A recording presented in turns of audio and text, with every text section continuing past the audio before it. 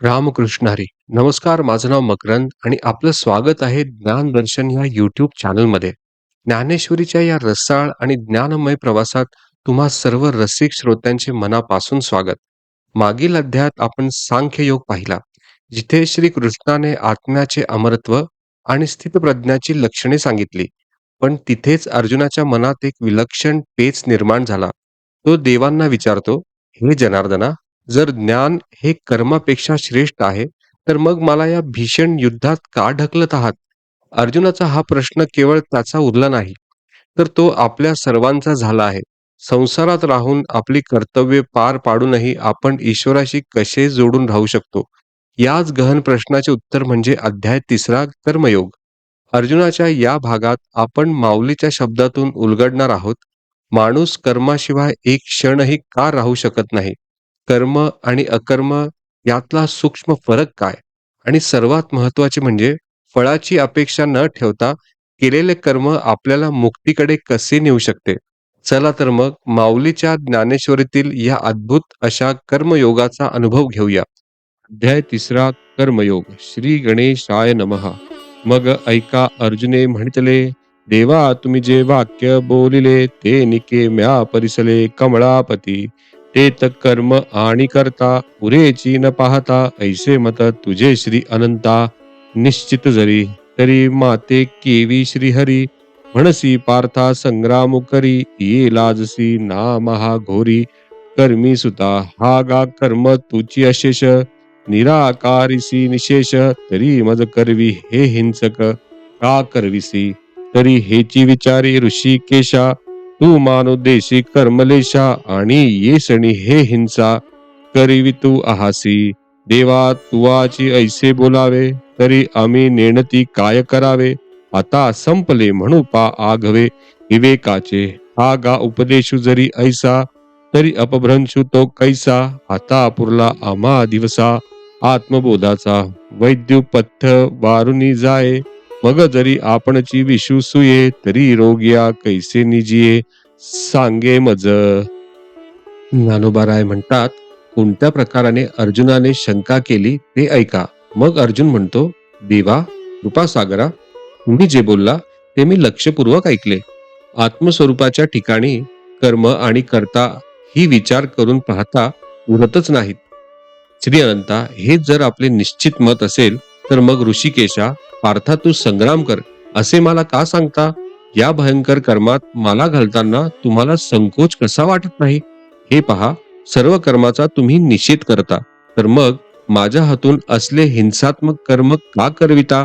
तर ऋषिकेशा, ह्यांचा आपणच विचार करा की आपण कर्ममार्गाला मान देऊन माझ्या हातून ही एवढी भयंकर हिंसा करवित आहात. देवा, तुम्ही जर असे बोलू लागला तर आम्ही अज्ञानांनी काय करावे? तर आताच सर्व विचार संपला असे म्हणण्याची पाळी आली. अज्ञान घालवण्याकरिता जर असा संदिग्ध उपदेश कराल तर याहून निराळा भ्रम तो कोणता? आता आमची आपणापासून आत्मबोध करून घेण्याची इच्छा पूर्ण झाली म्हणावयाची. मला सांगा की वैद्य हा रोग्याची प्रकृती पाहून त्यावर पथ्याची योजना करून गेल्यावर जर आपण होऊनच औषधात विष घातले तर रोग्याने जगावे तरी कसे? जैसे आंधळे सुईजे भांटा कामजवण दिजे मरकटा. तैसा उपदेशू हा गोमटा बोडवला आम्हा. मी आधीची काही नेणे वरी कवळिलो मोहे येणे. श्रीकृष्णा विवेकूया कारणे पुसिला तुझ तव तुझी एक एक नवाई. हेत उपदेशा माझी गोवाई तरी अनुसरलिया काई. ऐसे की जे आम्ही तनु मनु जीवे तुझी आबोला वोटंगावे. आणि तुवाची ऐसे करावे तरी सरले म्हण. आता ऐसिया परी बोधिसी तरी निके आम्हा करिसी. हेत ज्ञानाची आस कायसी. अर्जुन म्हणे तरी ये जाणीवेचे कीर सरले.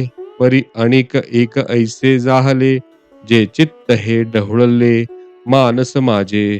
देवीची श्री कृष्णा हे तुझे चरित्र काही नेणीचे. जरी चित्त पाहसी माझे येणे मिशे ना तरी झकवितू आहासी माते. की तत्वची कथिले ध्वनिते हे अवगमिता निरुते. जाणवेना म्हणून ऐके देवा, हा भावार्थू आता न बोलावा, मज विवेकू सांगावा. मराठाजी, मी अत्यंत जड असे, परी ऐसाही निके परियेसे.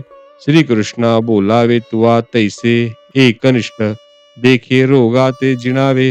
औषध तरी द्यावे, परी ते अति रुच्च व्हावे. मधुर जैसे तैसे सकळार्थ भरित, तत्व सांगावे उचित. परी बोधे माझे चित्त, दया परी देवा तुझ ऐसा निज गुरु. आजी आरती धणी कान करू, येत भीड कवणाची धरू. तू माया मुची. ज्याप्रमाणे आंधळ्यास आड वाटेला लावावे किंवा माकडाला मध्य पाजावे, तसा आपला हा उत्तम उपदेश आम्हास चांगलाच पडला. देवा असे पहा, मला आधीच काही समजत नाही, त्यातूनच मी त्या मोहाने ग्रस्त झालो आहे. म्हणून तुम्हाला विचाराची गोष्ट पुसली. तो तुमचे आपले एक एक नवलच. तुमच्या उपदेशात साराच घोटाळा. तर शरणागताशी असे का वागावयाचे? आम्ही काया वाचा मने करून आपल्या बोलण्यावर भरोसा ठेवावा, आणि तुम्हीच जर असे करू लागला तर मग आटोपलेच म्हणावयाचे. अर्जुन म्हणतो, आता अशा प्रकारे जर आपण बोध करीत असला तर मग आमचे चांगलेच करीत आहात. मग तेथे ज्ञानाची आशा कशाला पाहिजे? ज्ञान संपादन करायची हौस संपली, परंतु उलटे एक असे झाले की माझ्या मनाची स्थिरता जाऊन ते जास्त घोटाळ्यात पडले आहे. त्याचप्रमाणे श्रीकृष्णा, तुमची लीला आम्ही काही जाणू शकत नाही. या उपदेशाच्या मिशाने जर आपण माझे मन पाहत असाल तर कोण जाणे, किंवा मला फसवित आहात का गूढार्थाने ब्रह्मस्वरूप सांगत आहात याचे अनुमान करिता खरे काहीच कळत नाही. म्हणून देवा ऐका, हा गूढार्थ न सांगता जो काही आपला विचार असेल तो अड्याणालाही समजेल अशा प्रकारे स्पष्ट सांगा. श्रीकृष्णा, मी अतिशय मंद बुद्धी आहे, तेव्हा अशा मलाही चांगले समजेल असे एक निश्चयात्मक बोलणे आपण बोला. असे पहा, औषध देऊन रोग तर नाहीसा व्हावा, परंतु ते औषध मधुर व रुचकर असावे. त्याचप्रमाणे सर्व अर्थाने परिपूर्ण व आचरण्यास योग्य असे तत्व आपण सांगा. पण ज्या रीतीने माझ्या मनाला त्याचा पूर्ण बोध होईल त्या रीतीने सांगा. देवा, तुमच्यासारखा गुरु मला मिळाला असता आज मी माझ्या मनाची इच्छा का तृप्त करून घेऊ नये? या ठिकाणी मी भीड कोणाची धरावी? तू माझी माऊली आहेस. हा गा कामधेनूचे दुबते, दैवे जाहले जरी अपैते. तरी कामनेची का तेथे, वाणी कीजे जरी चिंतामणी हाता चढे. तरी वांछेचे कवण सांकडे, का आपुलेनी सुरवाडे इच्छावेना. दे का अमृत सिंधू ते हाकावे, मगल तहानाची जरी फुटावे. तरी सायासु का करावे, मागील ते तैसा जन्मांतरी बहुती. उपासिता श्री लक्ष्मीपती, तू दैवे आजी हाती. जाहलासी जरी तरी आपुल्या सवेशा, कान मागवासी परेशा. देवा सुकाळू हा मानसा, पाहला असे देखे सकळार्तीचे जियाले. आजी पुण्य यशासी आले, हे मनोरथ जाहले विजयी माझे. जी जी परम मंगळ धामा, सकळ देव देवोत्तमा. तू स्वाधीनू आजी आमा, म्हणून या जैसे मातेच्या ठाई. अपत्या अनवसरू नाही, संन्या लागुनी पाही. जिया परी तैसे देवा तुते, पुसी जतसे आवडे ते. आपुलेनी अर्ते कृपानिधी, तरी पारत्रिकी हित. आणि आचरिता तरी उचित, ते सांगे एक निश्चित. पार तू म्हणे या बोला श्री अच्युतू, म्हणतसे विस्मितू. अर्जुना हा ध्वनी तू अभिप्रावो. असे पहा की देवयोगाने कामधेनूची दुःखे प्राप्त झाल्यावर इच्छित मागण्यास का कमी करावे, किंवा चिंतामणी हाती आल्यावर मग इच्छित वस्तू मागण्याचे संकट का पडावे? आपल्याला जे अपेक्षित असेल ते का मागू नये? पहा की अमृत सिंधूचे काठी उभे राहून अमृत न पिता तर तहानाने तरफडावे. जर मग अमृत सिंधू जवळ येण्याचे श्रम तरी का घ्यावे? त्याचप्रमाणे हे कमलापते, तुझी जन्मोजन्मी उपासना करिता करिता देवयोगाने तू लाभला आहेस, तर मग परमेश्वरा, आपल्याच इच्छेने तुमच्या पाशी आम्ही वाटेल ते का मागू नये?